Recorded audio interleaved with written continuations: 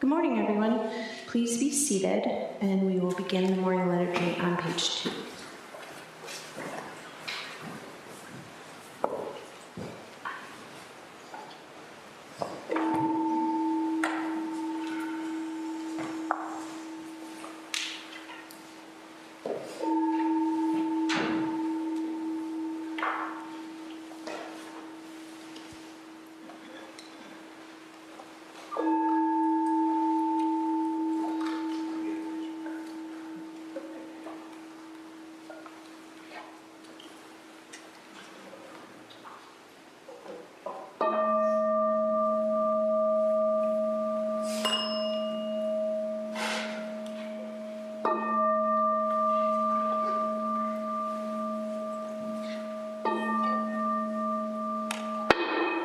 Gata of Atonement,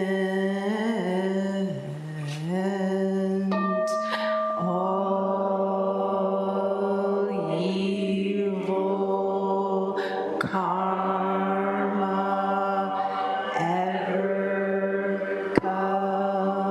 committed by me, sense of old, on account of my beginningless greed, anger, and ignorance, thorn of my body, mouth, and thought, now I atone for it all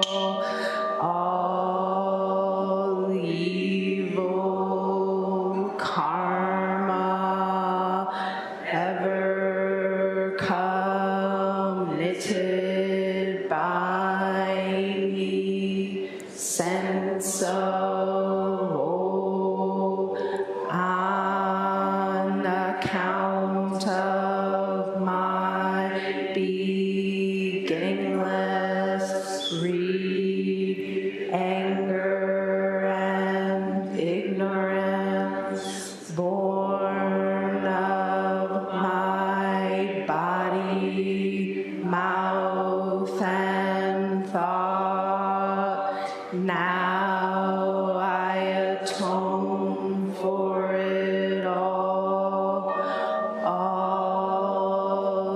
evil karma ever committed by me, sense of old, on account of my beginningless greed, anger, and ignorance, born of my body, mouth, and thought, now I atone for it all.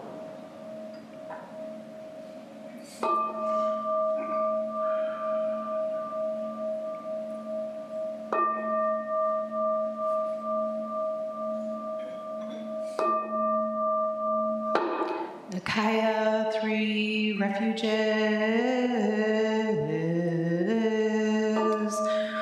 Udam Saranam Gacchami. Udam Saranam Gacchami.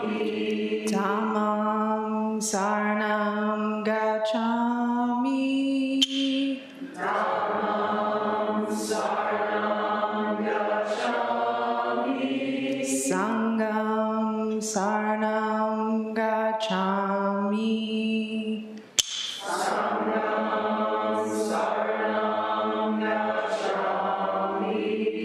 I take refuge in Buddha. I take refuge in Buddha. I take refuge in Dharma.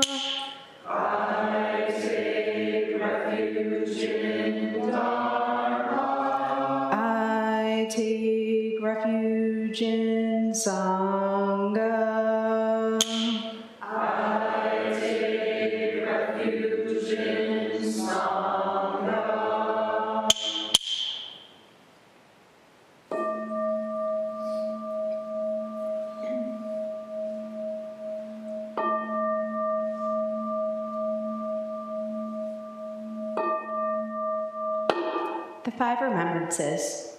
I am of the nature to grow old. There is no way to escape growing old.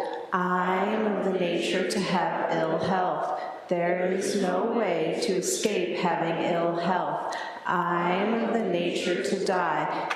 There is no way to escape death. All that is dear to me and everyone I love are of the nature of change. There is no way to escape being separated from them.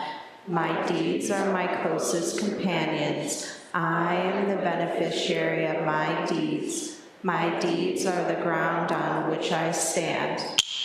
I am of the nature to grow old. There is no way to escape growing old. I am of the nature to have ill health. There is no way to escape having ill health. I am of the nature to die. There is no way to escape death. All that is dear to me and everyone I love are of the nature of change. There is no way to escape being separated from them. My deeds are my closest companions. I am the beneficiary of my deeds. My deeds are the ground on which I stand. I am the nature to grow old. There is no way to escape growing old. I am of the nature to have ill health. There is no way to escape having ill health. I am of the nature to die. There is no way to escape death. All that is dear to me and everyone I love are of the nature of change. There is no way to escape being separated from them. My deeds are my closest companions. I am the beneficiary of my deeds. My deeds are the ground on which I stand. This precious human life, rarely encountered, is easily lost. Now that I have life and opportunity, may I practice the Dharma wholeheartedly.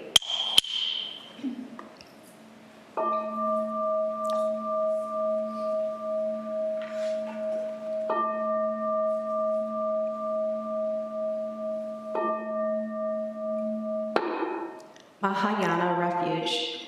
In my heart, I take refuge in Buddha, Dharma, and Sangha. May I liberate suffering beings and bring them to great joy. May the compassionate spirit of love grow within me, that I may actualize the great way. In my heart, I take refuge in Buddha, Dharma, and Sangha. May I liberate suffering beings and bring them to great joy. May the compassionate spirit of love grow within me, that I may actualize the great way. In my heart, I take refuge in Buddha, Dharma, and Sangha. May I liberate suffering beings and bring them to great joy. May the compassionate spirit of love grow within me, that I may actualize the great way. Invocation of the lineage. I give thanks for the guidance of my teachers. Put the lineage of teachers before them. I give thanks and offerings for their devoted practice of generosity, moral discipline, patience, joyful effort, concentration, wisdom, skillful means, unshakable vow, spiritual power, and awakened awareness for my benefit. May their years of life be lengthened, and may their vows be completely realized. May I cultivate these perfections with their guidance. 7 practices of the Bodhisattva. I bow down in body, speech, and mind.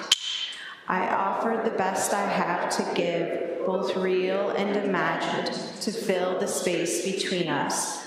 I regret and purify all transgressions. I rejoice in all virtues. I request you to remain until total enlightenment. I request wise and compassionate guidance. I dedicate my merit for the sake of all beings. Generating love and compassion. May all sentient beings be free from clinging and hatred. Being close to some and distant from others, how wonderful it would be. May this be accomplished. I will free them from clinging and hatred. Bless me to accomplish this. May all sentient beings enjoy happiness and the causes of happiness. How wonderful it would be. May this be accomplished. I will bring them happiness and the causes of happiness. Bless me to accomplish this. May all sentient beings be free from suffering and the causes of suffering. How wonderful it would be. May this be accomplished. I will free them from suffering and the causes of suffering. Bless me to accomplish this. May all sentient beings have the joy that has never known suffering.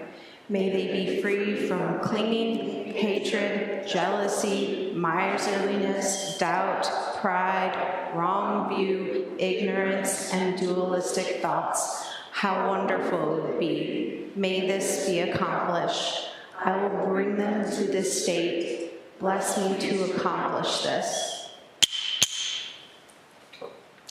We will now stand and recite the Enmei Juku Kanangyo on page 6.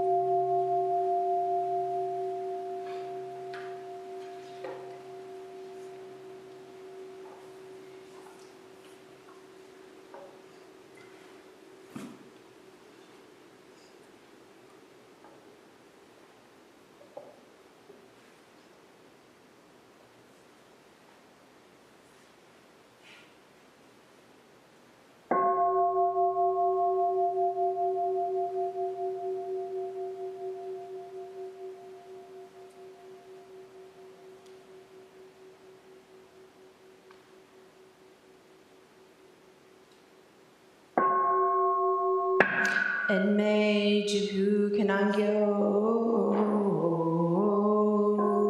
Kanzeya Namu Butsu Yo Butsu En Yo Butsu En Obo So En Jo Raku Ga Jo Chonen Kanzeya Ponen Kanzeya Nen Nen Jushin Ki Nen Nen Furishin Kanzeya Namu Butsu Yo Butsu En Yo Butsu En Obo So En Jo Raku Ga Jo Shonen Kanzeya Ponen Kanzeya Nen Nen Jushin Ki Nen Nen Furishin Kanzeya Namu Butsu Yo Butsu En Yo Butsu En Obo So En Jo Raku Ga Jo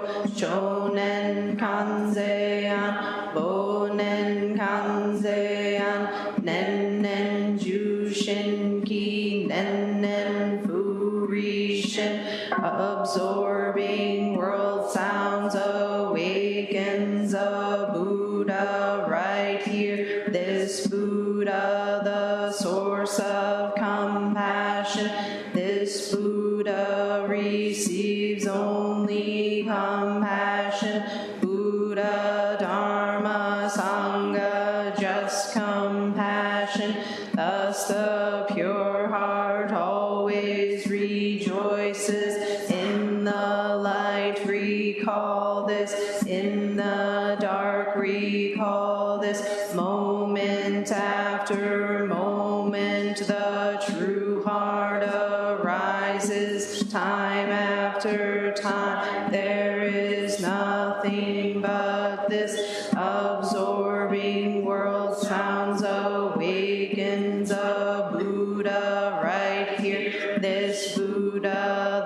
source of compassion. This Buddha receives only compassion. Buddha, Dharma, Sangha, just compassion. Thus the pure heart always rejoices.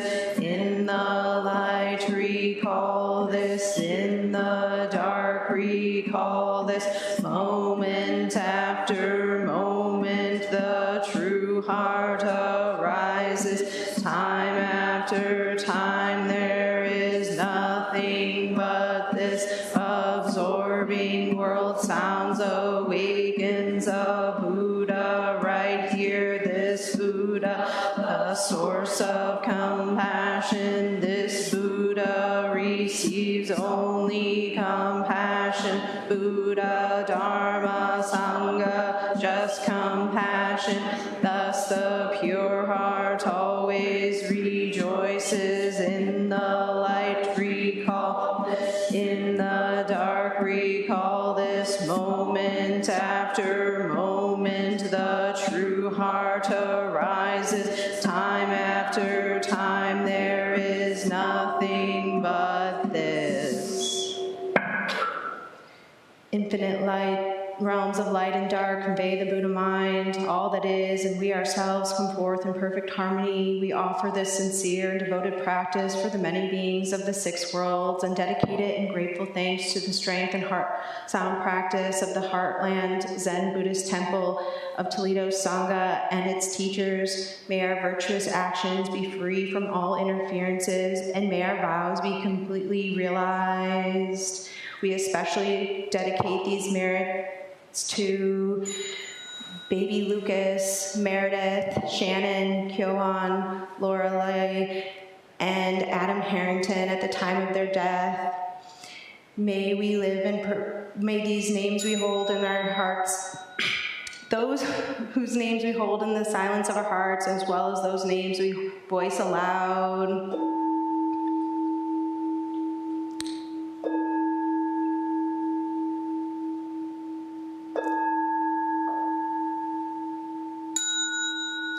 May we live in perfect peace with Buddha Dharma, and may we realize the Buddha way together.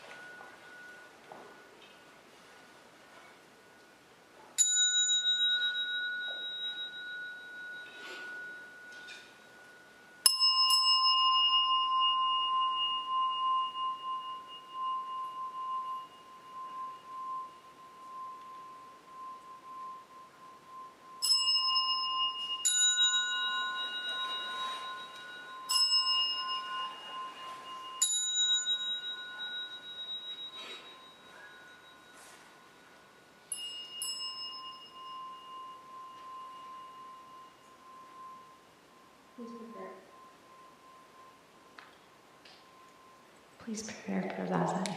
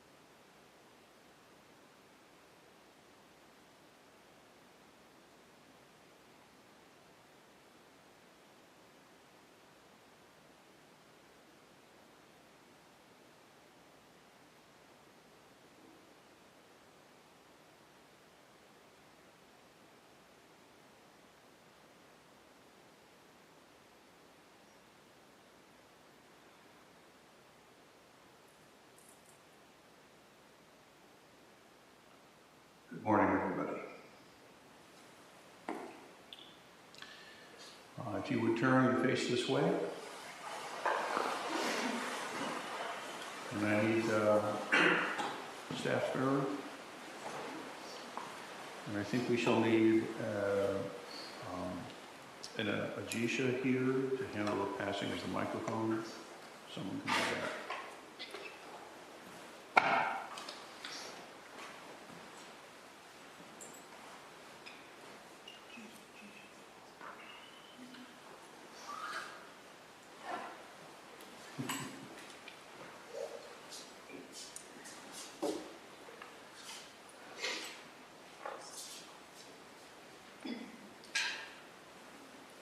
We need a cushion for Reverend Shokai, please. Thank you, Jean.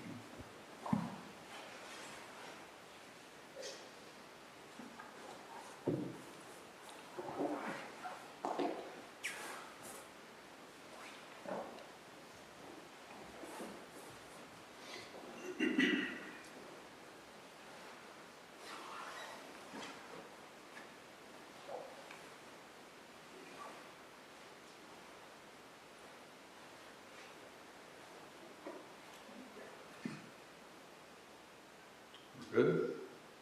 Is it recording? Thank you. All right. All right, so good morning, everybody. Thank you very much for being here.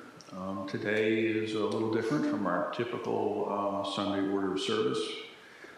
This is what's called the Ango closing ceremony.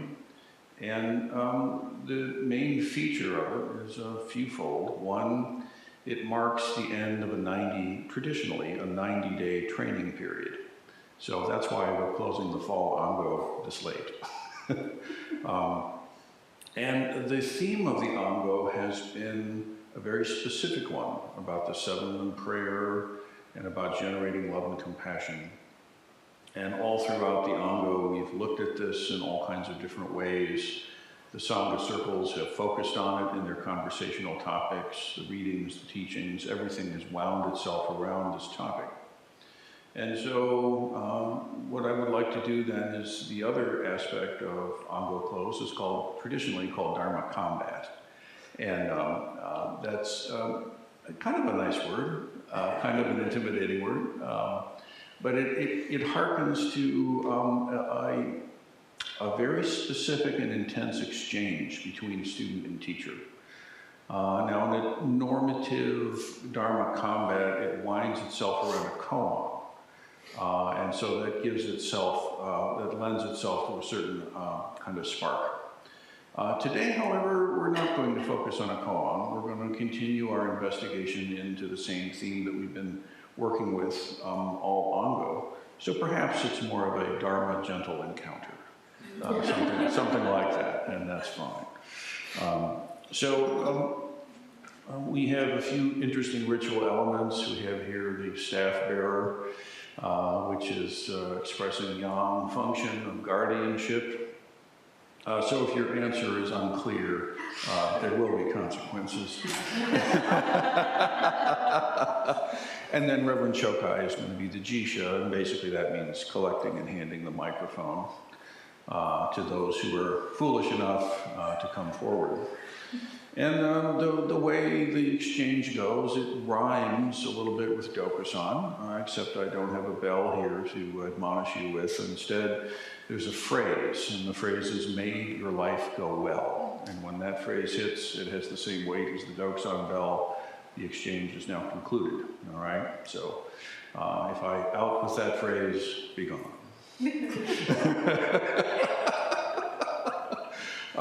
But other than that, really, the invitation is for you to come up here and line up. We can have some chairs available if that's helpful for some. I'm sure it will be. And then, one at a time, we'll come up and just have a dialogue together, really. Despite the setup, it's a chance for a nice little conversation, just the two of us.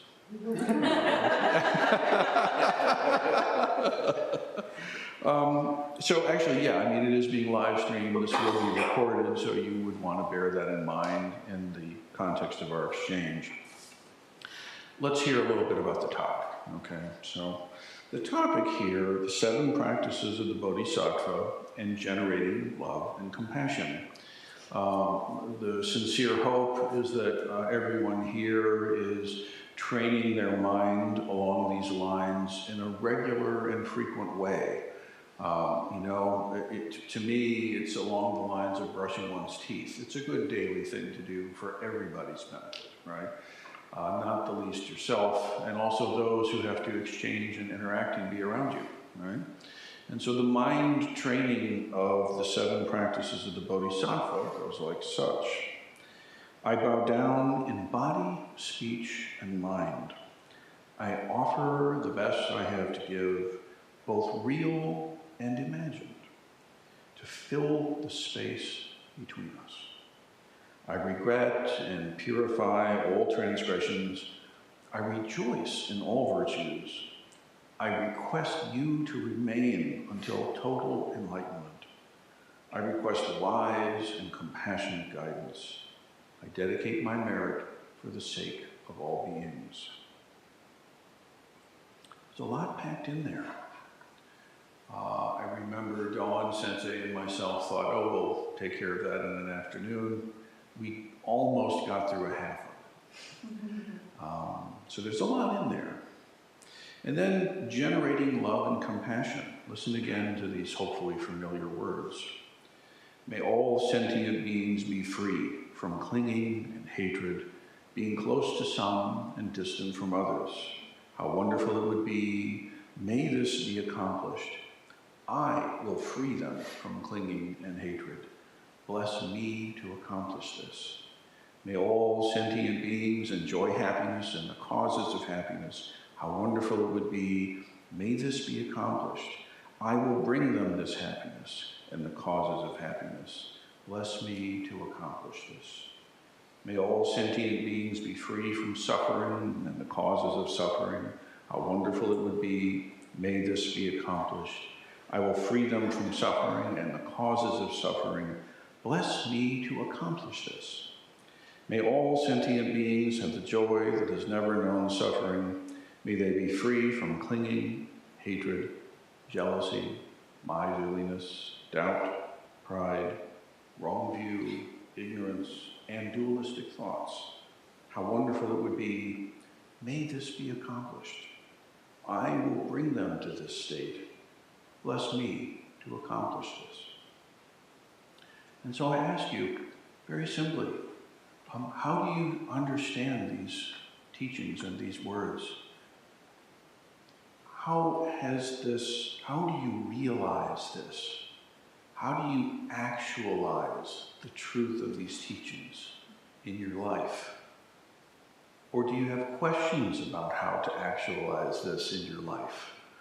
Where are the edges for you in terms of these compassion teachings?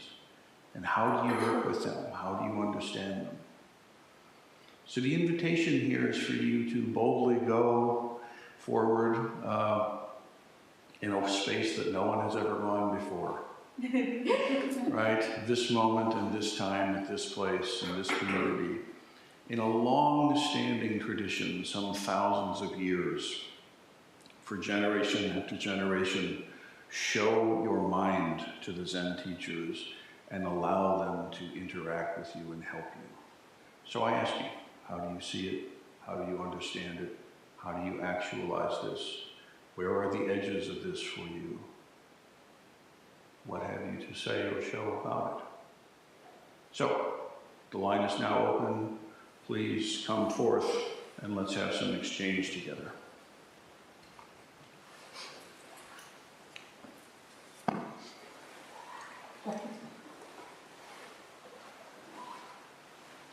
For those to whom it's relevant, you're free to move around in any way you see fit so that you can see and hear better. My name is Kaishin. There is a real missing scale in Smog's armor for me. When people's expectation of the best I have to give, or my perception of their expectation, is much higher than what I feel. I can give. And it's an unbreakable shield, and it's a hole right through the center. I expect everything of you. Nothing less. If you hold anything back, if you keep any portion for yourself, you're fucking it up. This is not about you. It's not about them. It's about something far more vast, far larger than just expectations and abilities. Open. If I break, who then can I serve? Everybody. You can't serve shit until you're broken. It's absolutely requisite. You have to break completely open. Really. It's necessary. It's not a problem.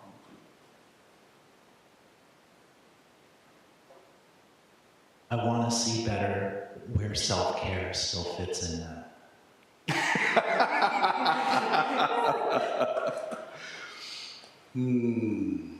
In truth, it doesn't. There's no self, there's no other, there's no care, there's no lack of care. There's no confidence, there's no lack of confidence. It's beyond all of that stuff.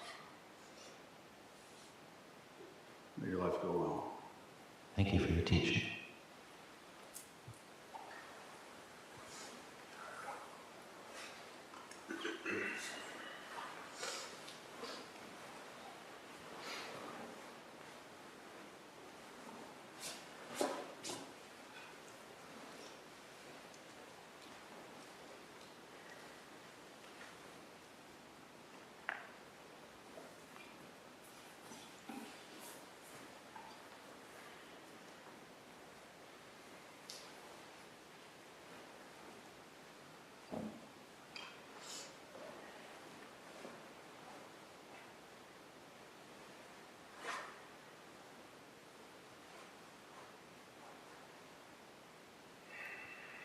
My name is Eugen. There are some people in my life who I've known me since early childhood. And when I say these words, these generating love and compassion words with them in mind, I do so with deep sincerity. Really? And really. Yeah. And then we see each other. Yeah. And all the buttons get pushed and all the sparks fly. Of course, yeah. And all of the greed and anger and ignorance flares up. Yeah. How do I uproot that? Just enjoy it. Just enjoy it. You know, you're alive, man. You are alive, you know? And it's not a matter of being in a situation where you're unfeeling or untouchable or that you have no response to things, you know? Enjoy your life. This is part of it, you know? There is no fiercer training than Thanksgiving dinner.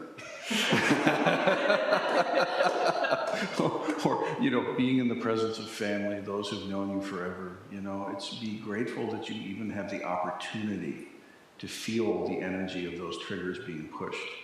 There will come a day when that moment has passed for you and it will no longer be possible. So don't miss a minute of it. Play freely and enjoy it. May your life go well. Thank you for your teaching.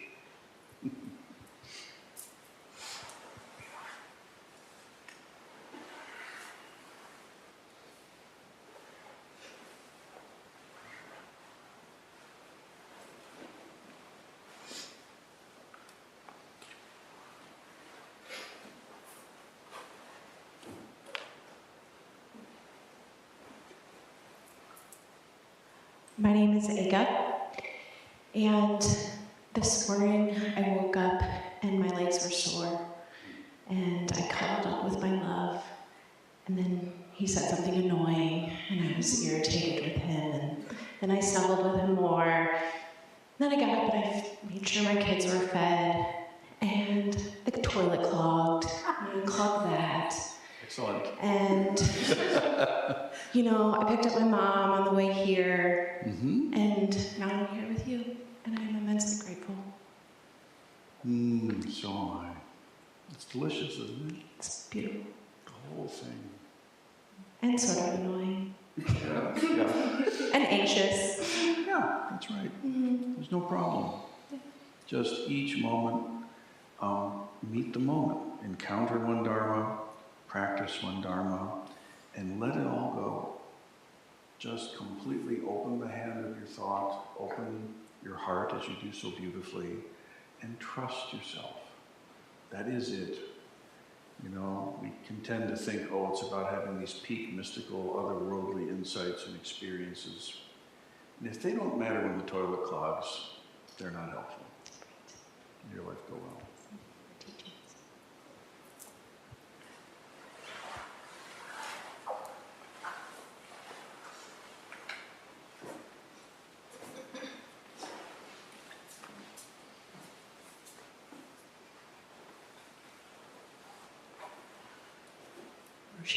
My name is Sweeha, and my question is, as a librarian, I'm ethically responsible for representing all viewpoints.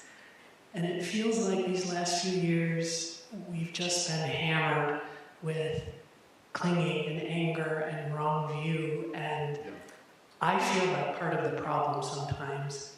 How do we stay compassionate and apply wisdom in these situations where it starts to feel kind of hopeless?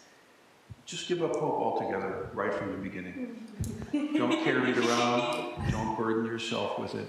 Abandon hope, all you who practice the Dharma. It's already completely destroyed. It's already completely broken.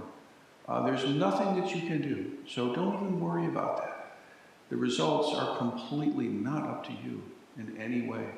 I'm serious. Abandon hope. Simply meet the moment impeccably. Meet the moment you're in beautifully, impeccably, earnestly, to the best of your capacities. Embrace the lax, embrace the shadows, and let the fuck go. Let go. You can't control everything. You can barely control your own body and mind, right? So really trust that. You know, abandon hope and enjoy. But live in compassion, live in wisdom, develop your equanimity. Above all, let go. May your life go well.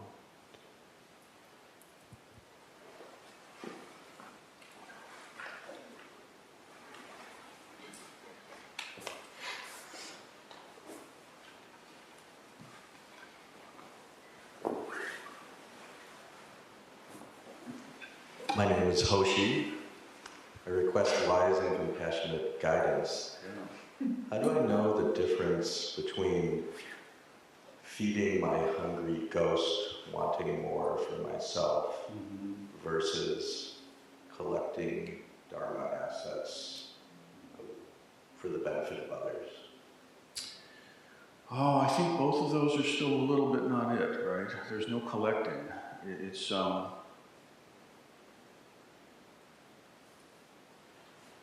I'd encourage you to not try to collect. There's growth, there's depth, there's certain experience, there's a ripening, there's an integration. All of those things are true, but they really require us to not cling. So the hungry ghost is trying to accrue satisfaction and fix it and make it stay, or to get a cool thing that it can use to do something later. There's a very kind of a, not conniving, but a kind of a planning mind. And that has its place, to be sure. But the true bodhisattva needs no such contrivance. None at all. Don't even worry about it. Just be exactly where you are and trust yourself and trust your process, you know. The kind of wise and compassionate guidance that the Dharma really brings, you can't hold on to it anyway. There's simply no way. It's like trying to bottle the spring breeze. As soon as you put it in a jar, it's not the spring breeze any longer, right? So let go of trying to. Simply get experience and trust your experience. There is a difference between the hungry ghost's endless craving and the sort of holy feeling that the Dharma is beckoning even more. One brings suffering and anguish and sadness and a caustic sense of never enoughness. The other brings a great sense of awe and not knowing and happiness. So learn to taste the difference. It can be subtle, but it's very important not to confuse them.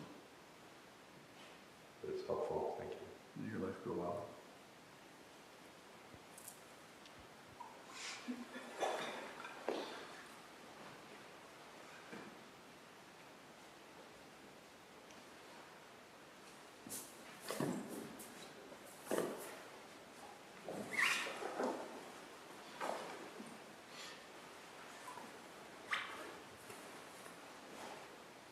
My name is Tenzin. Good morning. It is. How are you today? My knees are killing me. Sorry about that. They are going, dude, what are you doing sitting like this right now? Is there anything I can do to relieve your suffering? You're doing it. Showing up and practicing is the best way to help me.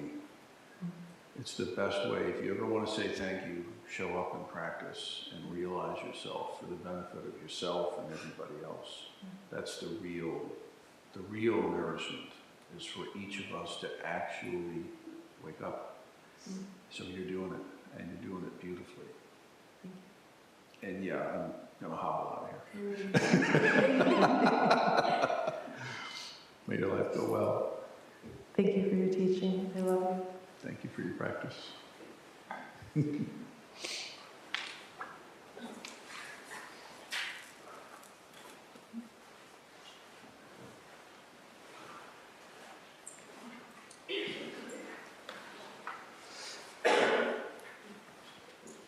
My name is Jigen, and I have like the safe question I could ask, like as the backup, and then I have the Let's go for it. combat question. I had a really beautiful day with a friend last Thursday, and as a portion of that day, something she brought up was, due to different reasons, she's hopeful she has 10 years to live, and then she got very sad and said, 10 years is not that long.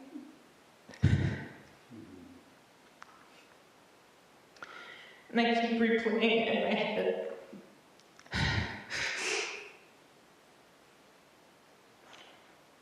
And how are we all so happy all the time when also we're grieving ourselves all the time, Roshi? I think understanding from the beginning that 10 years is a very short time is a key ingredient to true happiness. It really is. Because we know so thoroughly and with such clarity that everything is impermanent. Everything becomes miraculous. And none of us is guaranteed even a single day. And really owning that and really honoring that doesn't mean there's no grief. It doesn't mean there's no sadness or no tears. It means they're fully alive. Fully alive. So I welcome those feelings. They're not a problem. They're not a contraindicator of development or practice or anything like that. It's life. The trick is not being scared. You know? Not really, truly not being scared. Really having no fear. You know? What does it mean to embrace the 5 remembrances really?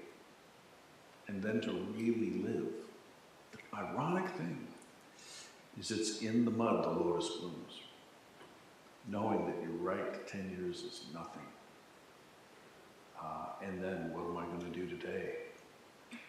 And you don't have to therefore become super A achiever, conquer the world and do all this amazing stuff. I mean, maybe, but it's about that cup of coffee and about that conversation and that heart-to-heart connection.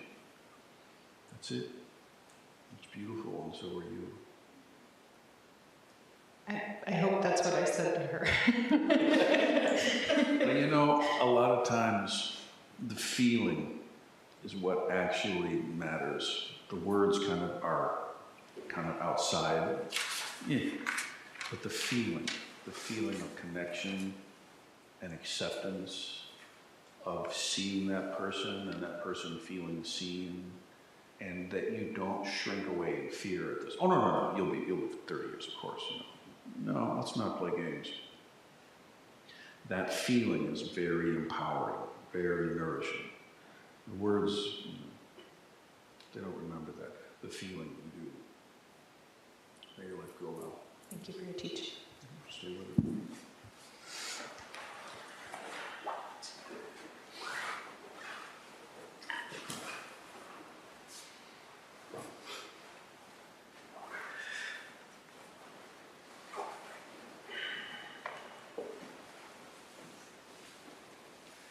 My name is Soan, and I have a musical metaphor.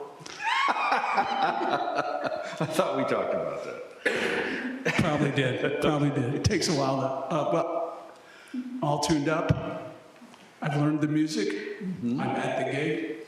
I start playing and hit a note, and oh, I forgot to tune that string. And it's totally off. My mind goes crazy. Everything disappears except that mistake. And that encompasses the whole world. Yeah. And then, Delicious, isn't it? no. Yes, it is. Is it? Yes, it is. How is that delicious? Oh my God, did you hear that? No, the whole thing, you know, it's all mistakes. Right from the beginning, it's all mistakes. Don't even pretend. To let go of this fantasy that you can do everything right. Forget it. It just gets in the way. You know, it just is what it is. So it's a note that isn't what you expected. What now? What now? Woo, that's where the juice is. Enjoy it. May your life go well. Don't take tuning too seriously.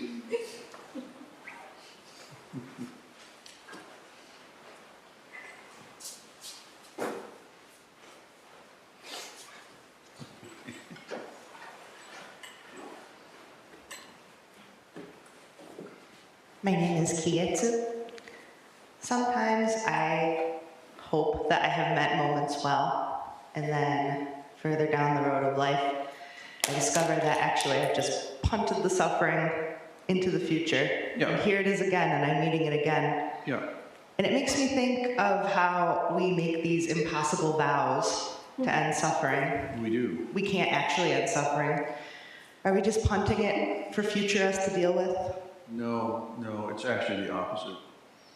When you really embrace the impossibility, you're doing it. When you satisfy yourself with some lesser fantasy, that's the evasion. You know, really embrace the reality of things. It's not punting. It's not avoiding or evading. It's actually embracing it. You know, really embrace it. And then, you know, sure, as things rise and things become apparent that weren't before, do the work. But enjoy it. Actually enjoy it. I mean, I know it's icky and it's messy and it's challenging and all that, but that's your life. That's life itself. It's an amazing thing to even be able to engage it. So it's right here. It's not that complicated, really. It's all right here. Your body, your heart, your mind, your spirit. It's all exactly here. Trust it. Trust it. And embracing the impossible, that is not an escape hatch. That's the big hug with the universe. May your life go well. Thank you for your teaching.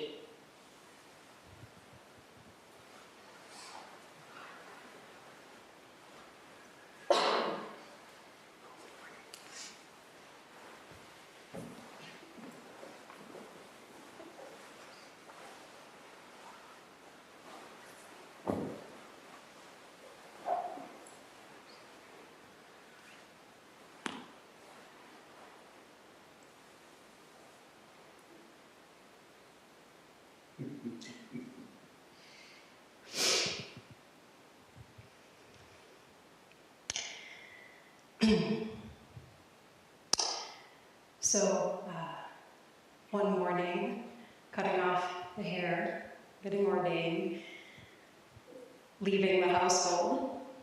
That evening, family reunion with the extended family. Oh boy. Yes, and the next day, a beloved family member moving away. Again, keeps doing it. And I hate it every time, and it makes me cry. How beautiful. Oh, my heart is so broken. I hate it. I don't want this. And that feeling of I don't want this, this time I invited it in. Okay, I don't want this. We're here at the table. I don't want this. For the sake of all beings, I don't want this. Yeah. How beautiful to love so deeply, to not want this. And I find that this time, unlike past times this has happened, that feeling of I don't want this, and that's fine, that's perfect, that's part of what's going on here, is like a guide path. It's like an orientation to my practice, not separate from it, not a thing I have to get rid of to practice, but that's the red thread of being alive. Yeah, and here the precepts come, right? Oh, priest of the way, right? So embracing what is so, and refuge, and the pure precepts of not causing harm, practicing the Dharma, and actualizing good for others in the mandala of I don't want this. That's the thing. See, these precepts, they come up at the beginning, they come up at the middle, they come up at the end, right? So, yeah, completely embrace, be the Buddha of I don't want this, and then the mandala of bodhicitta, the mind of alleviating suffering for self and others. See, the logical mind would say, oh, well, the way to do that is just be perpetually unperturbable and have no preferences about anything and just be completely in harmony at all times. And it's like, what a fairy story. That is not the deal. It's not the deal. It's working with the ebb and the flow, with the mind of compassion. You can be absolutely certain that the Dalai Lama feels the pinch of his people's diaspora. There's no way of saying, oh, how wonderful, wonderful. It's not wonderful, it's horrible. And at the same time, he's able to address this for decades in compassion and wisdom. So all the same with the family dinner table, and to be lucky enough to have a sibling who you care enough that they're moving away, that matters to your heart. It's a great blessing, but use it wisely. All of the ingredients of our life become fuel for the vows of the Bodhisattva. And so, yeah, miss your family. Enjoy the ache. May it be so. May your life go well. Thank you for your teaching.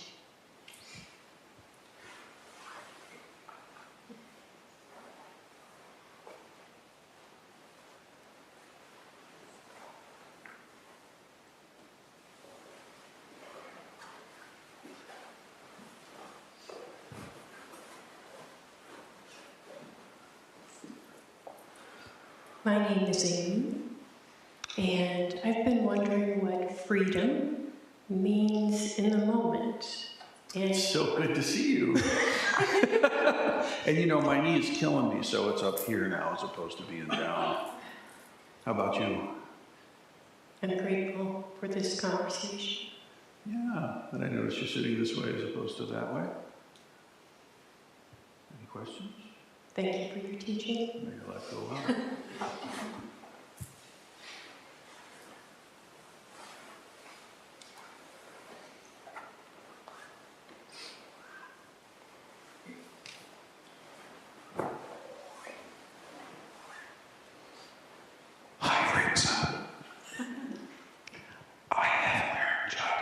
Why are we whispering? Because I have laryngitis. Oh, okay. I howled too long. I howled too long. I howled too long. Howl less. Your life go well. Glad to be of help.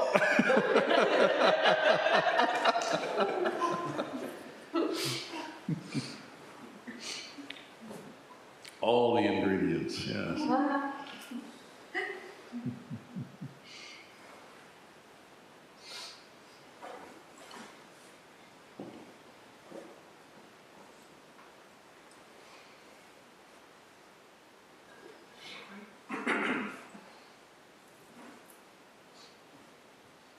My name is Bujo.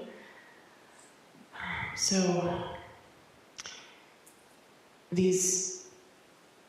all of what you just read, offering the best you have to give. Recently I've been given so many opportunities to choose to give the worst and have the power to do so and create terrible karma. And I just haven't done that. But I see how easy it is. That's good that you can see that. If you pretend that you can't do that or you don't see that, now you're really dangerous. Yeah. On Friday, 2 days ago, I went to pick my son up from basketball practice, and he was running laps, and the other kids were playing. You know, he reared that, what's going on? Did he do something? And the coach came up, he said, oh, he jammed his finger, says he can't, catch, but he can run. Okay. So I looked at the finger, it was so blue. I thought, I'm not a doctor, but that shit is broken. And it's broken. And when we got the x-ray, I felt it rear up. Whose fault is this? What was he doing? Did he not know? And it happened like 5 minutes into practice. I kept finding out these little things. And I stopped, and I breathed, and I thought, wow, I could be a real bitch here. I could go raise holy hell for no good reason, just because I feel a lack of control, because I can't, So he has a broken finger, and the coach is a dad who's giving his time. And 2 months ago, I coached the same kids in cross country, and I was alone giving my time. And if somebody twisted an ankle, oh God, are they really hurt? Am I in trouble? It's just we're all on this bus together. It's the journey, and so I just sat for a while in that space with bodhicitta for my kid with the broken finger, and for the coach, and for everybody. But it could have gone another way. Well, it's worth looking at systems and, in light of experience, see is there a way we could improve things? Is there something we could do better here? Is there an alternative way of handling these situations? The answer might be no. But an earnest inquiry into are we really meeting the kids as well as we could doesn't have to come from anger or hate or vengeance or fear, But knowing how powerful you are is an absolute requisite to being gentle. You cannot be compassionate and kind and gentle when you're weak. It can't be done. You have to be strong. You have to be really, really, really strong, very powerful. Then you can choose to be very gentle because you got tons in the tank. Do you understand? So really sit strong. Feel your power.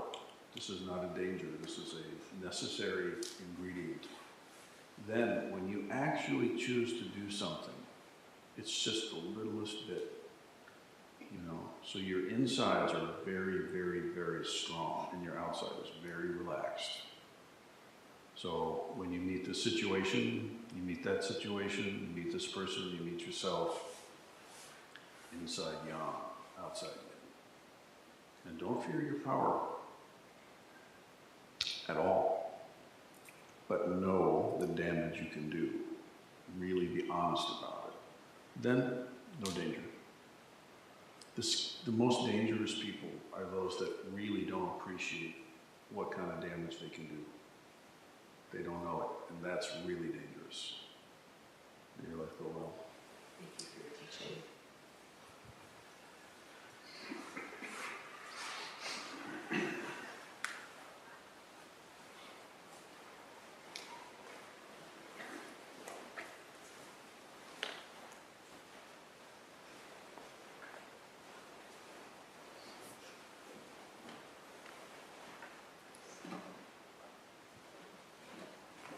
My name is Kari.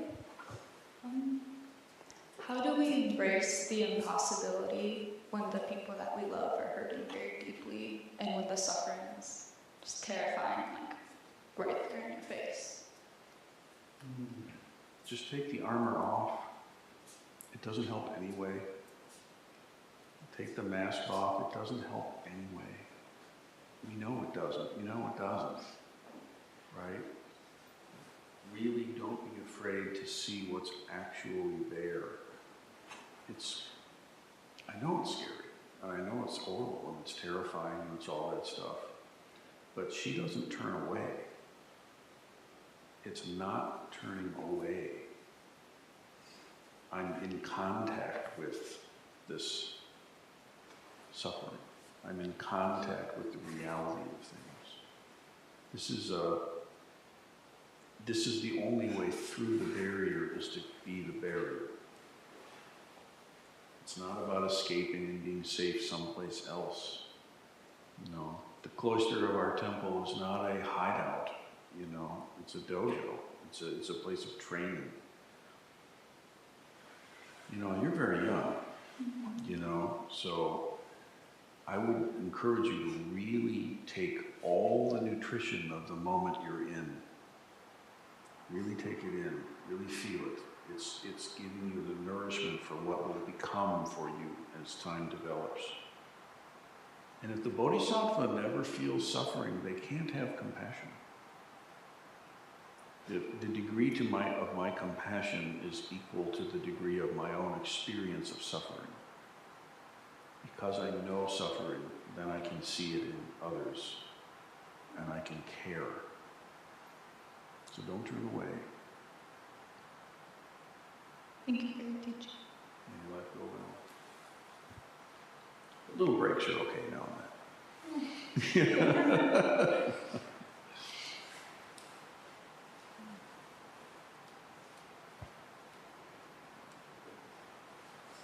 My name is Kinko. I'm inviting you to stretch your knees. Oh, yeah. You know what? If I were to stand up, it would be worse. Thank you. Please.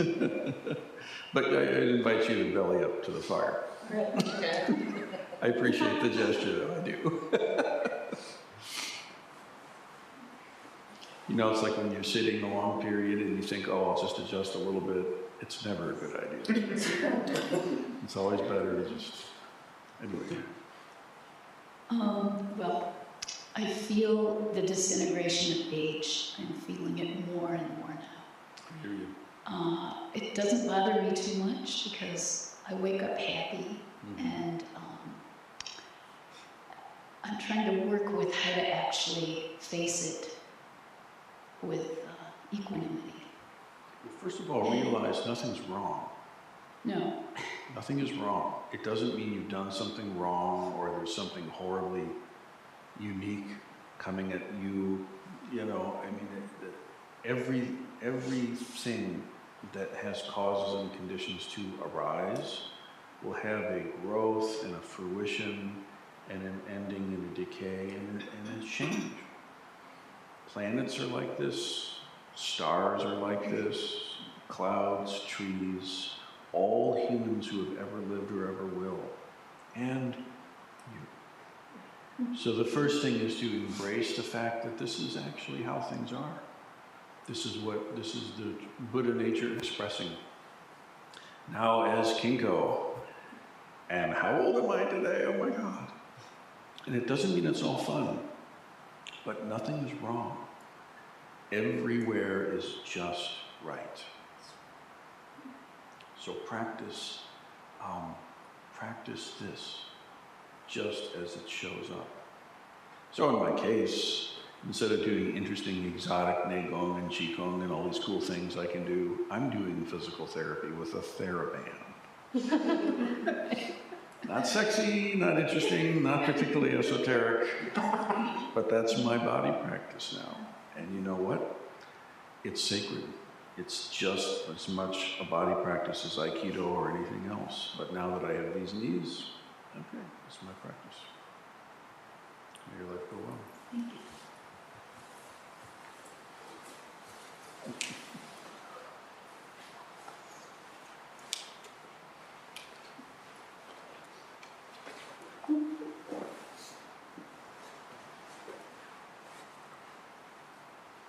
Hi, I'm Lisa.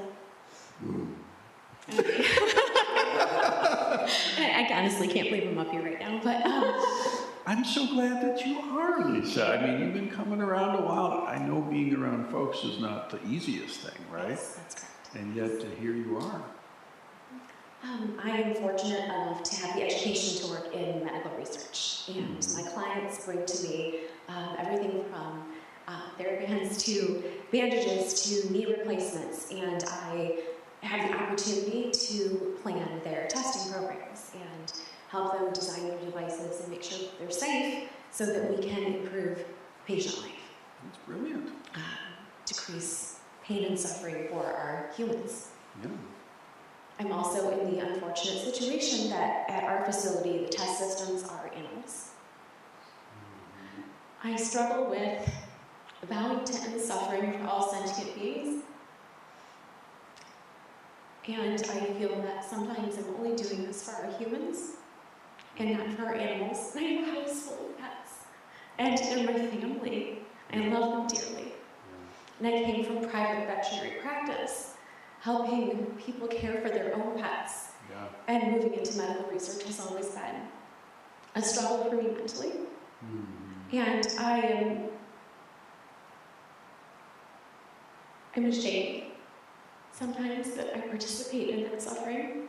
I am on our animal welfare committee, and I am a humongous pain in the ass as much as possible, so that I can make sure that our test systems and our animal heroes are being treated as well as possible. But at the end, they're still suffering. Yeah. And I struggle with that. I can see. I don't know how to come to terms with that most days. And still vow that I'm helping to end suffering for all sentient beings when I don't feel like I am. Yeah. I feel that.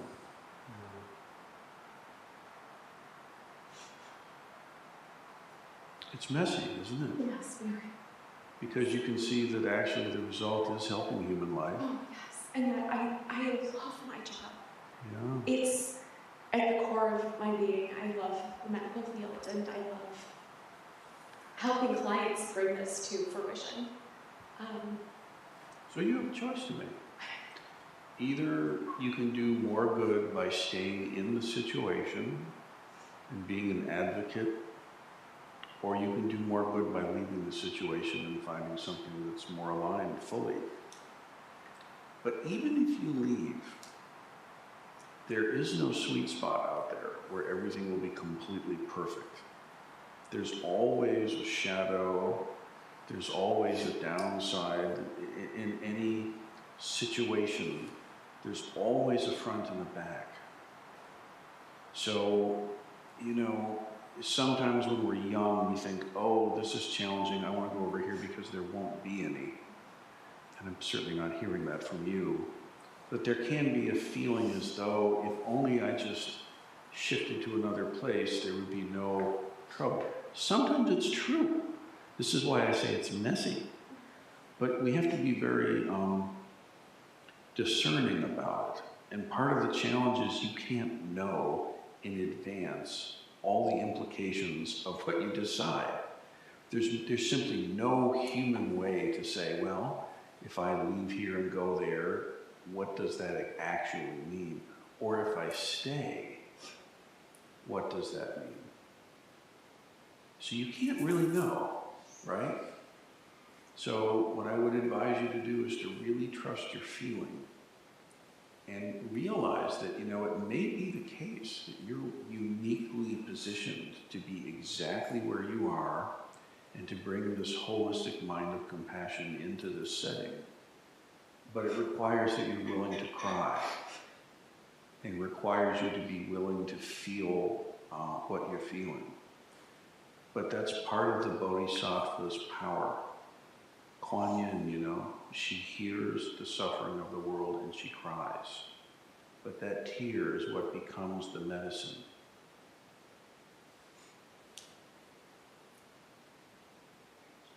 May your tears be medicine. May your life go well.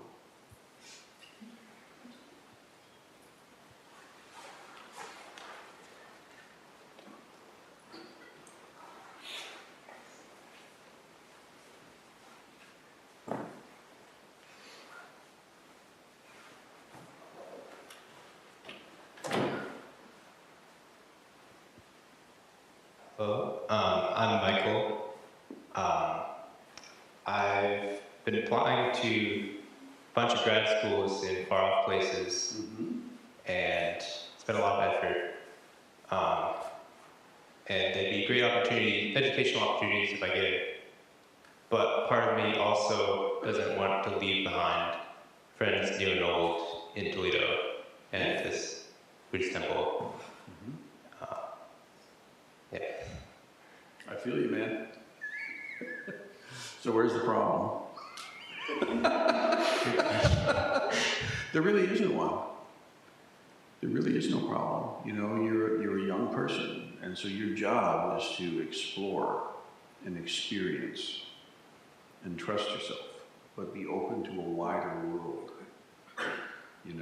This is your primary job right now, is to experience and to be willing to put yourself in a situation where you can experience a wider world, And the whole world is right here. There's no need to go anywhere. It's all exactly right here, but you should go see. Okay, so a little bit of both, I would say that the reality is that when you find a community of practice in the Dharma, and it aligns with you, then you should take that with you even if you go. If you end up wherever you end up, if this is a spiritual home for you, you can always come back and do retreats. I grew up here and left swearing I would never return. And, in my life, I actually needed to go because back in the day, the things that are so important to me literally didn't exist here. So there was actually really good reasons why I actually did need to leave. And it was true, and so I split. And then eventually coming back made all the sense in the world, So the chapter is not completely written. Trust yourself and remember that as you go, your job is to experience and to widen your sense of experiences, right? So that again, when you're my age, what you want is you want the fullest palette possible to be of as much use as you can possibly be. And I hope for you that your successes do not come too quickly, because successes that come quick are very fragile. Let the successes take time, because those you can really trust. May your life go well. Yeah, thank you for teaching.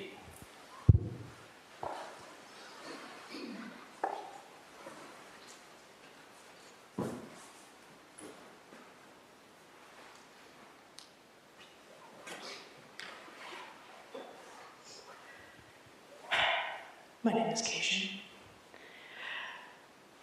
My knees are also sore from yesterday.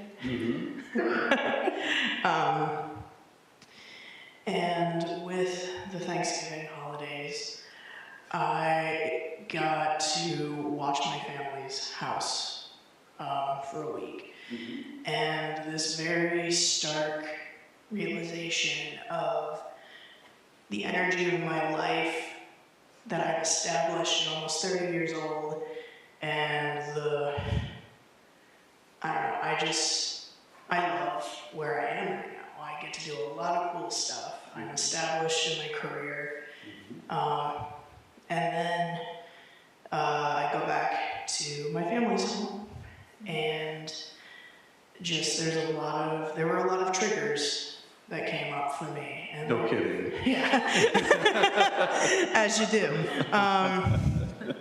And I very much, I'm coming to the realization again that my parents are getting older, and I'm an only child with 4 parents. And there's this level of, I don't want to, sorry, I'm having trouble with words. A time will come where maybe I'll have to go back and take care of my parents. And there's a guttural feeling I don't want to do that. There's a lot of resentment there. Yeah. And I'm just wondering, how do I handle that compassionately for myself, my family? Does it make sense? It does. Okay. It does. I mean, your happiness does not depend on what you do. This is a very important point. Your happiness does not depend on what you do. It doesn't really depend on where you are. It doesn't depend on any of the external circumstances. It seems as though it does, but really it does not. Your spirit is free. Now that free, awakened spirit can show up this way, it can show up that way, and some definitely are preferable, and some definitely are regrettable. But your essential true nature is the same no matter where you are. So the first thing is to realize that everywhere you are is just right. You are always at the center of your mandala, no matter what. If all the wonderful things that we enjoy today suddenly become inaccessible for whatever reason, and it can happen in a flash. I mean, things can happen. Suddenly a stroke, your life is completely different. This can happen to any of us, and worse. So firstly, trust your own freedom, your own true nature, beyond circumstance. Does that make sense? And then, yeah, that's tough. That's tough, when your family, your elders, they're getting older. There's one thing which is where, it's your job to literally go and do the bedpans and all that stuff. And there's another where it's like, let's make sure they're in a setting where they're cared for. There's a whole area there, and I would encourage you to really explore it, And there's no one way it looks, but it has to be handled very carefully with a lot of care. But you don't really want to deplete yourself in any kind of a damaging way. So, there are people that are in my care, and I need to make sure they're taken care of. And that's a solemn duty. I will make sure that they're taken care of. How that looks, how that functions, how that happens, that you need to be very skillful about. Right? But ultimately, your happiness doesn't depend on any of those things. It sure doesn't depend on being 30 and having everything lined up well. Because if it did, you'd be doomed. Because that's only going to last for so long. Make your life go well. Thank you for your teaching.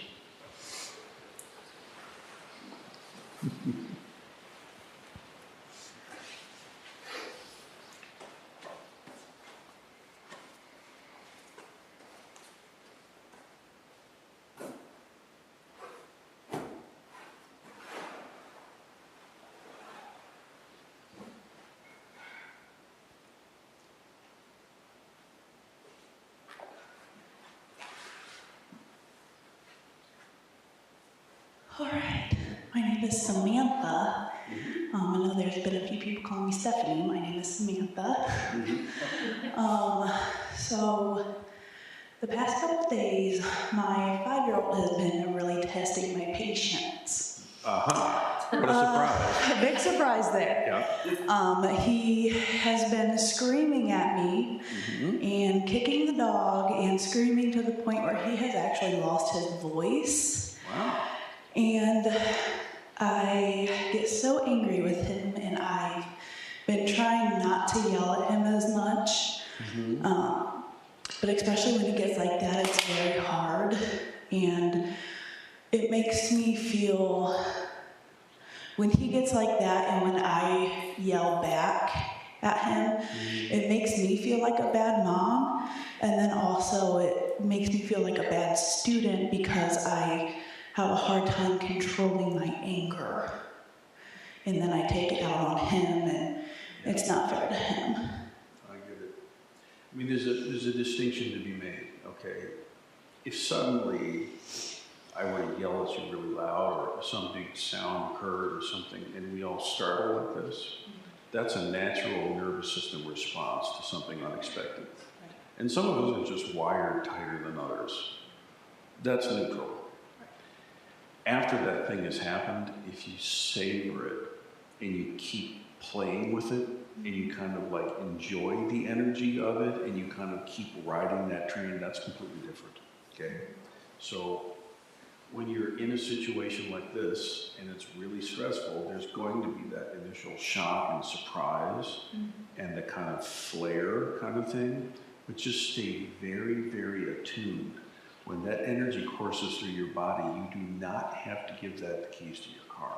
You really can choose to just let that dissipate.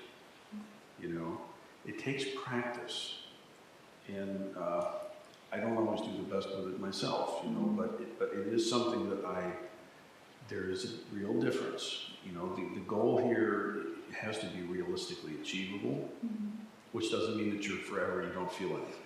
Right. It's very tough. It's very challenging. Dealing with young kids is just intense.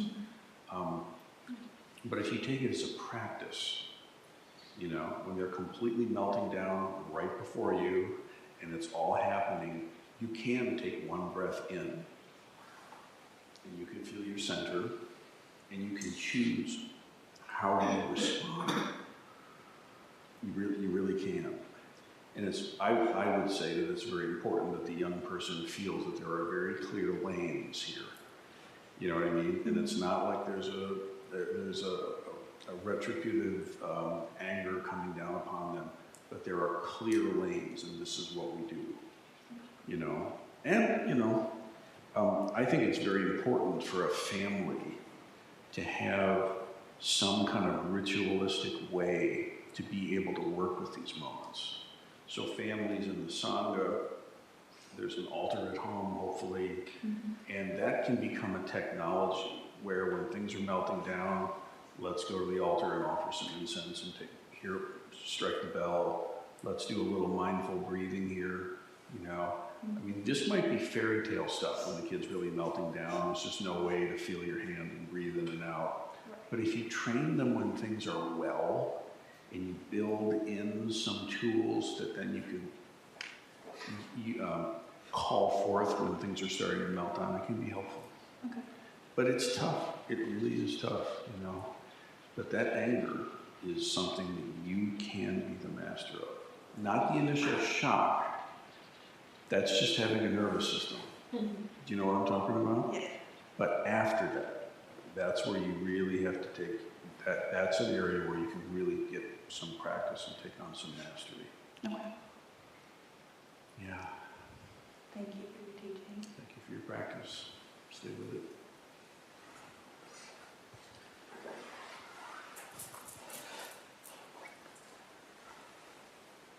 Please.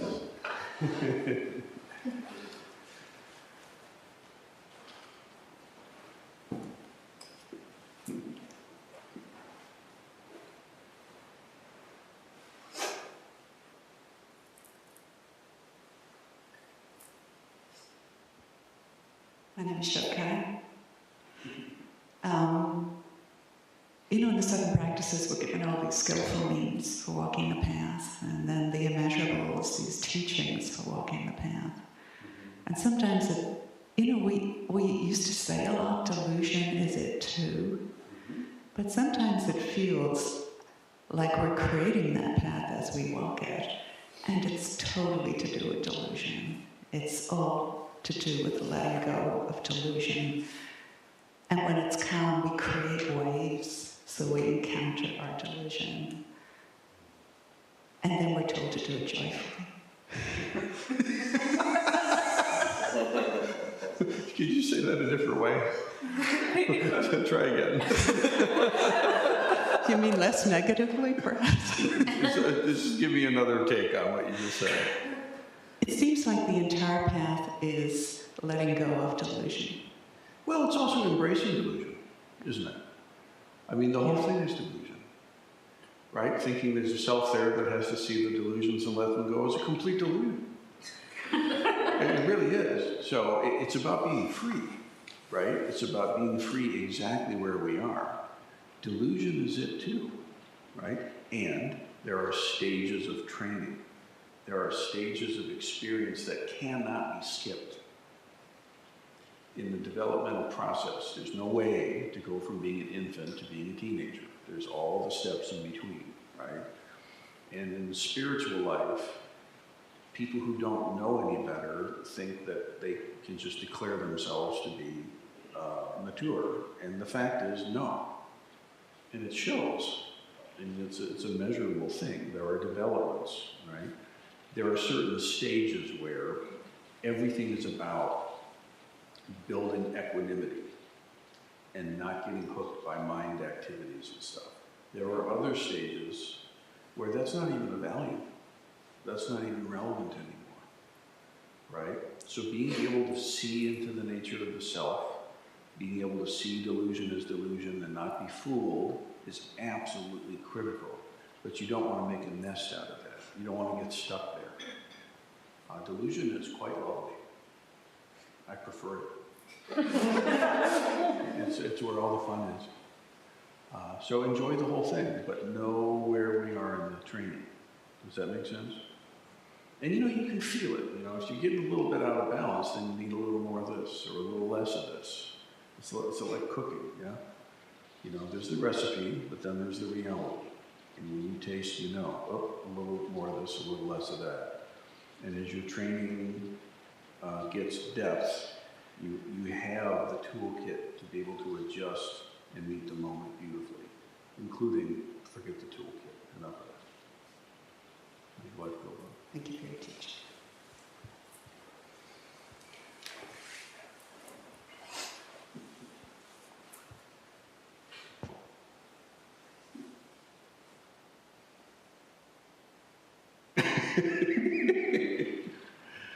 I see.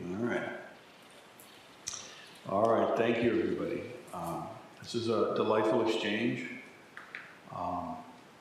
These teachings are inexhaustible. There's simply no way to hit the bottom of them and to declare it mastered. And yet we have to engage.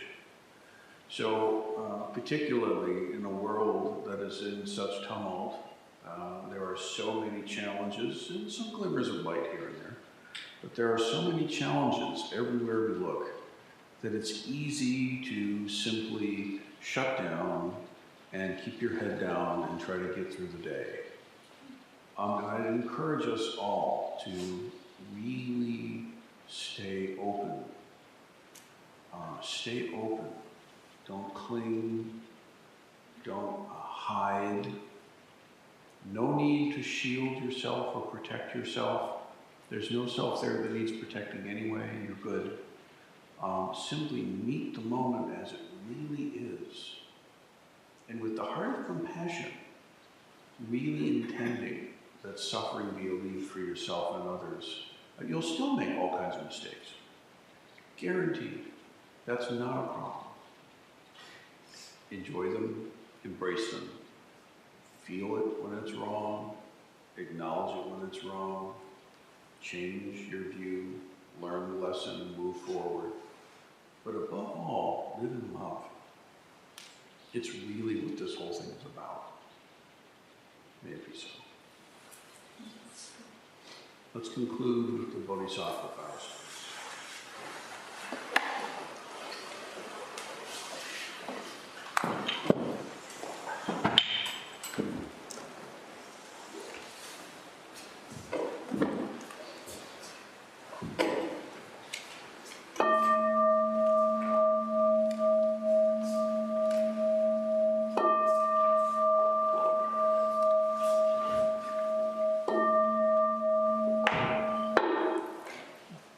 Beings are numberless.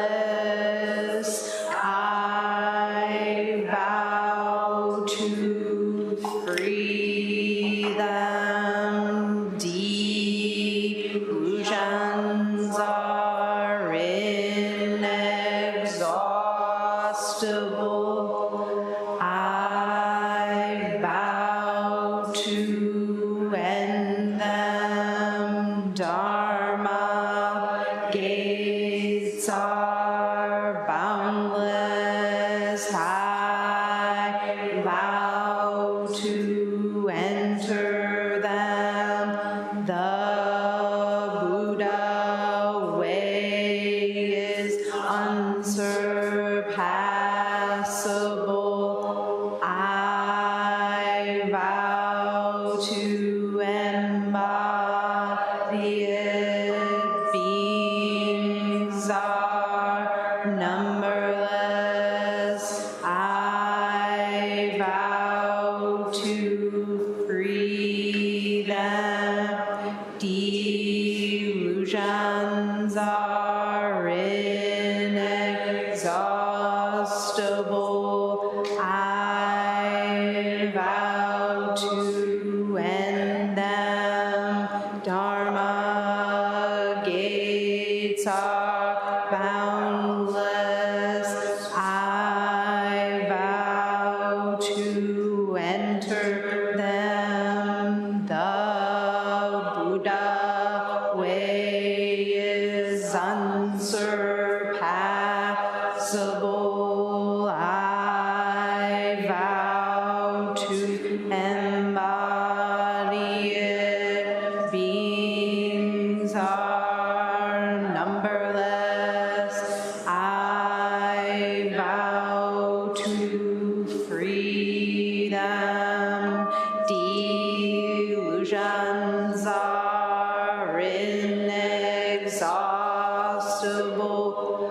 I vow to end them. Dharma gates are boundless. I vow to enter them. The Buddha way is unsurpassable. I vow to embody it.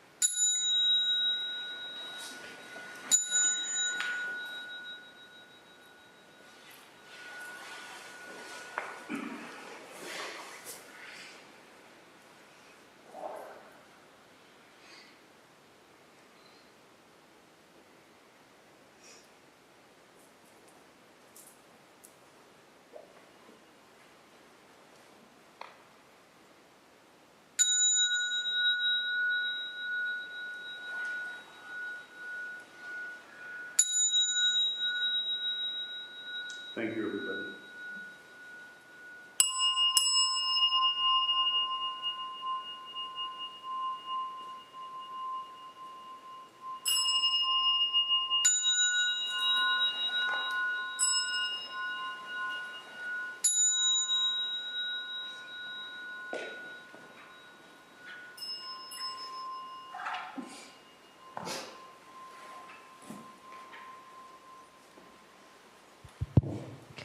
Thank you, everyone, for joining us today. Announcement. Good morning. There's a wonderful pasta meal for everyone who'd like to stay today. And please, whether you're a guest or whether you're a member, feel free to join us. When you hear the gong, that is the sign that the meal is ready to be served. It's going to take us a few minutes to get it set up. Thank you. Hello, everyone. I'm Louise. I have a couple announcements about some upcoming events that are important for everyone to know about, especially for folks who are newer to the community. Just so you know, though, we're finishing out the year with quite a few more beautiful high ceremonies. So if you like this kind of thing that we've been doing for the last few weeks, come back a week from today. That's our Shokin acknowledgement ceremony. All this week, our Shokin students and initiates will be sitting intensively, beginning our celebration of Buddha's awakening. And during that time, mostly the retreat is for Shokin students, but Wednesday evening, during the time when regular Wednesday service happens, and the mornings, Tuesday through Friday, when morning sitting happens, all members are welcome to come at the normal time. You just come on in and sit with the session community. And and then you leave at the end of that time. And we'd love to have you there. If you can't come and join us in person, please do a little extra sitting this week. Keep the Shokin initiates and Shokin students and Buddha's awakening in mind while you're doing it. So that's this week. So a week from today, Shokin acknowledgement ceremony. The following week, Bodhi Day, celebrating Buddha's enlightenment. And then on the 1st of January, we have our New Year's ceremony. Beautiful, letting go and welcoming the new year. So everyone's welcome to attend all of those. And I also want to call the attention of all the newer folks in the room to a program that's starting January 8th. It's called Establishing Your Buddhist Practice. It's a 3-week program that meets 9 a.m. to 10:30 a.m., 3 Sundays, January 8th, and then the following 2 Sundays. It's a great way to form community, form friends, spend more time with Roshi in a small group, and really get your practice going. There'll be a sign up for that coming soon. Let me know if you have any questions about that. Love to chat with you after service. Thank you, everyone.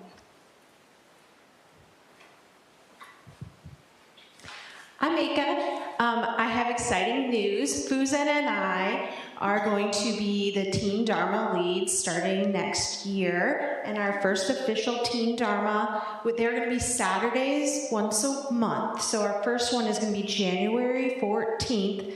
That's a Saturday from 6 to 9 p.m. So if you have teens that might be interested in starting that off strong, get with me after, but it'll be on the calendar and all that stuff. So Teen Dharma starting, Fuzen and I's big project, so get your teens involved. Thank you. Hi, my name is Bujo. So if you have children who are younger than teens, like up to 12 years old, we're having Dharma school. We've had 2 Dharma schools in the past month. We're having 2 in December. We'll have one next week on the 11th, and then the following week on the 18th. So if you have kids who are interested in attending, there are events created, and we ask that you comment on those Facebook events the name and age of your child who are attending. And if you have questions, you can see me or Kyoan or Shendo. And we have some other people. And if anyone's interested in being a teacher or an assistant, please see one of us as well. Thank you.